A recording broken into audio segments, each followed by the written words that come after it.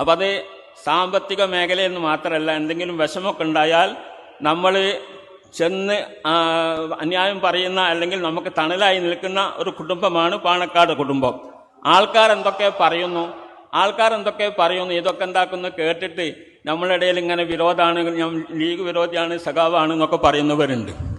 ഒക്കെ പറച്ചിലാണ്. ഒന്നുമില്ല. സഖാവ് ഒരു മനുഷ്യനിക്ക് അങ്ങനെ ആകാൻ കഴിയൂല, ഒരു മുമ്പിനാണ് മനുഷ്യൻ. അതുകൊണ്ട് ഇങ്ങനെയുള്ള വർത്തമാനങ്ങളും ഇതൊക്കെ കേട്ടിട്ട് നമ്മളെന്താക്കരുത്, പരസ്പരം ഗീബത്ത് നമീമത്തൊന്നും നടത്തരുത്. സംഗതികൾ എന്താക്കണം, നമ്മൾ ഈ മേഖലയിൽ ജീവിക്കേണ്ടവരല്ലേ. പരിശുദ്ധ ദീനുൽ ഇസ്ലാമിൻ്റെ പ്രചരണ മേഖലയിൽ പ്രവർത്തിക്കലാണ് എൻ്റെ പണി മുഴുവനും. എൻ്റെ വീട്ടിൽ കോളിംഗ്. അസ്സലാമു അലൈക്കും വറഹ്മത്തുള്ളാഹി. ബഹുമാനപ്പെട്ട ഉമർ ഫൈസിയുടെ പ്രസംഗമാണ് നിങ്ങൾ കേട്ടത്. ഇതിൻ്റെ തൊട്ട് മുമ്പായിട്ട് അദ്ദേഹം ഒരു കാര്യം കൂടി പറയുന്നുണ്ട്. ബഹുമാനപ്പെട്ട പാണക്കാട് സയ്യിദ് മുഹമ്മദ് അലി ശിഹാബ് തങ്ങളാണ് എൻ്റെ വീട് ഉദ്ഘാടനം ചെയ്തത്. അന്ന് തങ്ങൾ തന്ന ഒരു പൈസയുണ്ട്. ആ പൈസ എൻ്റെ ബെൽറ്റിൽ ഇന്നുമുണ്ട്, ബെൽറ്റിൻ്റെ പോക്കറ്റിൽ ഇന്നുമുണ്ട്. ഇന്ന് വരെ എൻ്റെ ജീവിതത്തിൽ ദാരിദ്ര്യം എന്ന് പറയുന്നൊരു സംഗതി ഉണ്ടായിട്ടില്ല. അതുകൊണ്ടാണ് എന്ന് ഞാൻ വിശ്വസിക്കുന്നു. പാണക്കാട് കുടുംബം തണലാണ്. അവർ തന്നെയാണ് നമുക്ക് ആശ്രയം. ഈ കാര്യങ്ങൾ ബഹുമാനപ്പെട്ട ഉമർ ഫൈസി പറയുമ്പോൾ ഈ കാര്യത്തിലൊന്നും നമുക്ക് ആർക്കും തർക്കമില്ലാത്ത ഒരു വിഷയമാണ്. എന്നാൽ ബഹുമാനപ്പെട്ട ഉമർ ഫൈസി ഉസ്താദിനെ സഖാവാക്കാനും പാണക്കാട് വിരോധിയാക്കാനും ഒക്കെയുള്ള കാരണം എന്താണ്? സമകാലിക സാഹചര്യത്തിൽ സമസ്തയെടുത്ത നിലപാടുകളെ ഉറക്കെ പറഞ്ഞു എന്നതാണ്. ആ നിലപാടിനോടൊപ്പം എല്ലാവരും നിൽക്കണം എന്ന് വിളംബരം ചെയ്തു എന്നതാണ്. അതിനാണ് സഖാവാക്കിയും ബഹുമാനപ്പെട്ട ഉമർ ഫൈസിയെ പാണക്കാട് വിരോധിയുമൊക്കെ ആക്കുന്നത്. പക്ഷേ ആദർശത്തിൽ വെള്ളം ചേർക്കാതെ തങ്ങന്മാർക്കുള്ള ബഹുമാനവും ബഹുമതിയൊക്കെ വകവെച്ച് കൊടുക്കണമെന്ന ഈ ഉമർ ഫൈസിൻ്റെ ഇതേ നിലപാടുള്ള ആളുകളാണ് നമ്മൾ. അദ്ദേഹം പറഞ്ഞത്, ഒരു യഥാർത്ഥ വിശ്വാസിക്ക് ഒരിക്കലും ഒരു യഥാർത്ഥ കമ്മ്യൂണിസ്റ്റ് ആവാൻ കഴിയില്ല, സഖാവാകാൻ കഴിയില്ല എന്നാണ്. അതായത് യഥാർത്ഥ കമ്മ്യൂണിസ്റ്റ് പ്രത്യയശാസ്ത്രത്തെ ഉൾക്കൊള്ളുന്ന ഒരാളാകാൻ ഒരു വിശ്വാസിക്ക് സാധ്യമല്ല. കേവലം പാർട്ടിക്കാരനാവാനല്ല. അത് ചെറുശ്ശേരി ഉസ്താദ് നമുക്ക് പഠിപ്പിച്ചു തന്നിട്ടുണ്ട്. കമ്മ്യൂണിസ്റ്റ് പാർട്ടിയിൽ ഒരുപാട് മുസ്ലിങ്ങളായ ആളുകളുണ്ട്.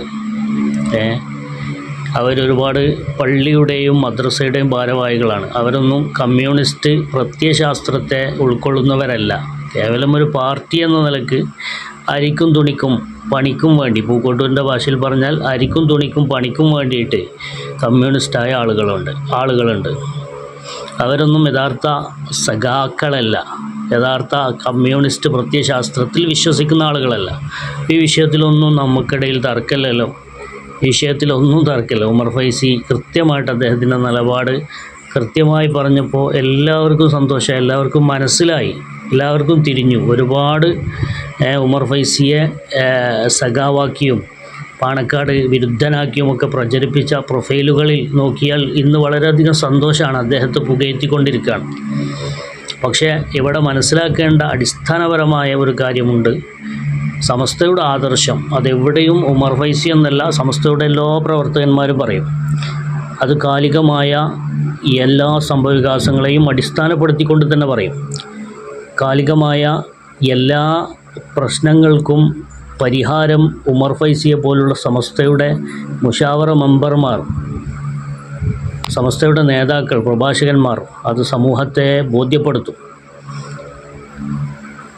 അതാണ് അങ്ങനെ വരുന്ന സമയത്ത്, ആ സമയത്ത് മതം പറയുന്ന സമയത്ത്, ദീന് പറയുന്ന സമയത്ത്, നിയമങ്ങൾ, ശരീഅത്തിൻ്റെ നിയമങ്ങൾ പറയുന്ന സമയത്ത്, ആ സമയത്ത് പാണക്കാട് വിരോധിയാക്കുക, ആ സമയത്ത് സഖാവാക്കുക. ഈ ഒരു പ്രവണതയിൽ നിന്നുകൂടെ ഇത്തരം ആളുകൾ വിട്ടു നിന്ന് കഴിഞ്ഞാൽ ഇവിടെ ആർക്കും ഒരു തർക്കമില്ല. ഇന്ന് കണ്ടില്ലേ, എല്ലാവർക്കും സന്തോഷമായി. പാണക്കാട് വിരോധികളാക്കുന്ന ആളുകൾക്കും സഖാവാക്കുന്ന ആളുകൾക്കൊക്കെ സന്തോഷമായി. പക്ഷേ ഇത് നമ്മുടെ എല്ലാ കാലത്തുമുള്ള നിലപാടാണ്. പക്ഷേ ഇവിടെ എപ്പോഴാണ് തെറ്റുന്നത്? എപ്പോഴാണ് സമസ്ത ഒരു തീരുമാനം എടുത്താൽ ആ തീരുമാനം പ്രഖ്യാപിക്കുന്ന സമയത്താണ് തെറ്റുന്നത്. സമസ്ത ഒരു തീരുമാനമെടുത്താൽ ആ തീരുമാനത്തിൻ്റെ കൂടെ നിൽക്കുന്നുണ്ടോ ഇല്ലേ എന്ന വിഷയം വരുമ്പോഴാണ് അവിടെ തർക്കം വരുന്നത്, അവിടെ വിഷയം വരുന്നത്.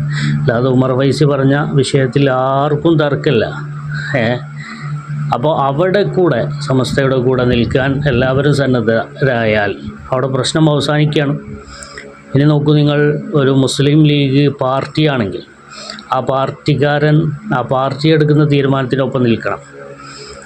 പാർട്ടി ഔദ്യോഗികമായിട്ടെടുക്കുന്ന തീരുമാനങ്ങൾക്കൊപ്പം അയാൾ നിൽക്കണം. അതായത് മതപരമായ വിഷയങ്ങളിലല്ല കേട്ടോ, ഭൗതികപരമായ വിഷയത്തിൽ റോഡ്, തോട്, മറ്റ് തെരഞ്ഞെടുപ്പ്, മറ്റ് വിഷയങ്ങളിലൊക്കെ പാർട്ടി ഒരു സ്ഥാനാർത്ഥിയെ പ്രഖ്യാപിച്ചാൽ ആ സ്ഥാനാർത്ഥിക്കൊപ്പമാണ് മുസ്ലിം ലീഗിൻ്റെ പ്രവർത്തകന്മാർ നിൽക്കേണ്ടത്. അത് നേതൃത്വം പറയുന്നത് പോലെ നിൽക്കണം. നേരെ മറിച്ച് അവിടെ റിബലുണ്ടാക്കി അയാളെ പരാജയപ്പെടുത്താനും നേതൃത്വത്തെ പരാജയപ്പെടുത്താനും നേതൃത്വത്തിനെതിരായും പാർട്ടിക്കെതിരായും പ്രവർത്തിക്കാൻ പാടില്ലല്ലോ. അത് അദബുകേടല്ലേ, അത് അനുസരണക്കേടല്ലേ, അത് ആര് പറഞ്ഞാലും ചെയ്യാൻ പാടില്ലല്ലോ. അതേപോലെ തന്നെയാണ് സമസ്ത കേരള ജമിയത്തുൽ ഉലമ. അതിനേക്കാൾ കൂടുതൽ ശക്തമാണ് ഈ ഒരു വിഷയം. കാരണം സമസ്ത കേരള ജമിയത്തുൽ ഉലമ മതപരമായ കാര്യങ്ങളിൽ ഇടപെടുന്ന സംഘടനയാണ്. മതത്തിൻ്റെ തീരുമാനങ്ങളാണത് പറയുന്നത്. അപ്പോൾ ആ സമയത്ത് അതിൻ്റെ കൂടെ നിൽക്കുക, അത് നടപ്പിലാക്കാനും ആ സമസ്ത കേരള ജമിയത്തുൽ ഉലമ എടുക്കുന്ന തീരുമാനങ്ങൾ നടപ്പിലാക്കാനും അതിനോട് ചേർന്ന് നിൽക്കാനും സമസ്ത കേരള ജമിയത്തുൽ ഉലമ വിട്ടു നിൽക്കണം എന്ന് പറഞ്ഞവരോട് വിട്ടു നിൽക്കാനും ഒക്കെ തയ്യാറായി കഴിഞ്ഞാൽ ഇവിടെ പ്രശ്നം തീർന്നു. ഇവിടെ ഒരു പ്രശ്നവുമില്ല.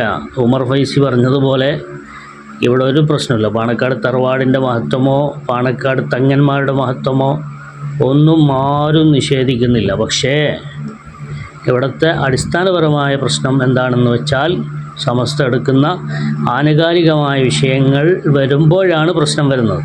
ആ പ്രശ്നം വരുന്നതിൻ്റെ പോയിൻ്റാണ് നമ്മൾ പറയുന്നത്. ഞാനീ പറഞ്ഞതിൽ എന്തെങ്കിലും തെറ്റുണ്ടെങ്കിൽ നിങ്ങൾക്ക് പറയാം. അവിടെയാണ് പ്രശ്നത്തിൻ്റെ മർമ്മം വരുന്നത്. അവിടെ കൂടെ സമസ്തൻ്റെ കൂടെ നമ്മൾ നിന്ന് കഴിഞ്ഞാൽ മതപരമായ മേഖലയിൽ മാത്രം മതി, മതപരമായ വിഷയങ്ങൾ മാത്രം മതി. ഇനിയിപ്പോൾ സമസ്ത പറയുകയാണ് തെരഞ്ഞെടുപ്പിൽ നിങ്ങൾ ലീഗിന് വോട്ട് ചെയ്യരുത്, അങ്ങനെ സമസ്ത പറയില്ല. ഇനി അഥവാ പറഞ്ഞൊന്ന് കൂട്ടിക്കോ, എന്നാൽ സമസ്തന വിഷയത്തിൽ ലീഗിൻ്റെ പ്രവർത്തകന്മാർ സമസ്തന വിഷയത്തിൽ ഒരിക്കലും എന്താകരുത്, അംഗീകരിക്കേണ്ട കാര്യവുമില്ല. അങ്ങനെ സമസ്ത പറയില്ല. ഇൻ കേസ് എന്തെങ്കിലും ചാൻസിൽ അങ്ങനെ പറഞ്ഞു എന്ന് സങ്കല്പിച്ചാൽ പോലും നമുക്ക് പറയാം ആ വിഷയത്തിൽ പാർട്ടി പ്രവർത്തകർ പാർട്ടി പറയുന്നത് എവിടെയാണോ അവിടെയാണ് നിൽക്കേണ്ടത്. നേരെ മറിച്ച് അതേപോലെ തന്നെ സമസ്ത കേരള ജമിയത്തുൽ ഉലമ മതപരമായ വിഷയത്തിൽ പരമാധികാരമുള്ള പരമോന്നത പണ്ഡിത സഭ എന്നാണ് നമ്മൾ പറയാറ്. പരമം എന്ന് പറഞ്ഞാൽ അതിൻ്റെ അപ്പുറത്തേക്കൊന്നുമില്ല എന്നാണ്. അപ്പോൾ ആ സഭ പറയുന്നത് പരമാധികാരം ഉള്ള സഭ, ആ പാരമ്യതയെ നമ്മളെന്താവണം, അംഗീകരിച്ചു കൊടുത്ത് അതിൻ്റെ കൂടെ നിൽക്കാൻ വേണ്ടി തയ്യാറാകണം. നമ്മൾക്ക് ഓരോ പാർട്ടി ഉണ്ടാവും, CPM മുസ്ലിം ലീഗിൻ്റെ പ്രവർത്തകരുണ്ടാവും, എല്ലാ പാർട്ടിക്കാരും ഉണ്ടാവും. പക്ഷേ മതപരമായ വിഷയങ്ങളിൽ സമസ്ത പറയുന്നതിൻ്റെ ഒപ്പം നിന്നോളും, യാതൊരു പ്രശ്നവുമില്ല. ഒരു പ്രശ്നവും ഇതുവരെ ഇല്ലാത്തതുപോലെ ഇതുവരെ എല്ലാ തങ്ങന്മാരും മറ്റൊക്കെ സമസ്ത പറയുന്ന ഒപ്പം നിന്നും ഒരു പ്രശ്നം ഉണ്ടായിട്ടില്ല. രാഷ്ട്രീയപരമായിട്ട് മുസ്ലിം ലീഗ് പറയുന്നതിൻ്റെ ഒപ്പവും സമസ്തയിലെ മുസ്ലിം ലീഗ് പ്രവർത്തകരായ നല്ലൊരു ശതമാനം ആളുകളും പാർട്ടി പറയുന്നതിനൊപ്പം നിന്നു, ഒരു പ്രശ്നവും ഉണ്ടായിട്ടില്ല. പക്ഷേ ഇത് ലംഘിക്കപ്പെടുമ്പോഴാണ് ഇവിടെ പ്രശ്നങ്ങൾ ഉത്ഭവിക്കുന്നത്. ഇവിടെയാണ് ഉമർ ഫൈസിയുടെ ഇന്നത്തെ പ്രസംഗം പ്രസക്തമാകുന്നത്. അള്ളാഹു അനുഗ്രഹിക്കട്ടെ, ഐക്യം പ്രദാനം ചെയ്യട്ടെ. ആമീൻ. അസ്സലാമു അലൈക്കും.